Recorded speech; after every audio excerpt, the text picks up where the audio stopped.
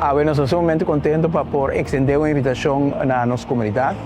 Dia 27, aqui, para 4 horas da tarde, nós está fazendo outro impacto arriba a vegetação de Aruba para fazer Aruba mais verde. Nós temos manejo consistente para percorrer para a reforestação de nossa isla e desse manejo e visão aí, nós está escolher sítio caminhando unicamente nós podemos añadir vegetação mais de nos mata, pero fazendo também na sítio que por agregar também algo de investimento de nosso país. Nós recorda que nós começamos a retorno de Chiquito Banizara, nós seguimos para a quadra delante de Adriana Laclay Boulevard e Eman Boulevard na esquina aí.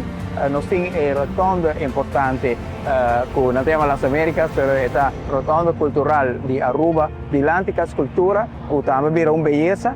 E dia 27, dia de rei, aqui, junto com o empregado de AAA, agradecimento também na AAA, agradecimento na Ministra Cecília, cooperar com a petição que nós fazemos por o Ministério de Assuntos General, mas especificamente de Natureza, nós pedimos a AAA para cooperar conosco para um projeto para nós propor mata arriba, o qual nós chamamos BERM, que é parte que nós temos ambiente, natureza, que propõe alrededor de duas carreteras principais aqui. Net por meio que rotonda, Orbobim de Pavão, net por meio que rotonda, parte hobby largo, também tem 60 mata grande e também tem quantidade, mas com 100 mata chiquito também vai pôr no seguinte dia aqui. Pero o trabalho começa dia 27, dia de rei, aqui, no Berm, Bana de Aeroporto.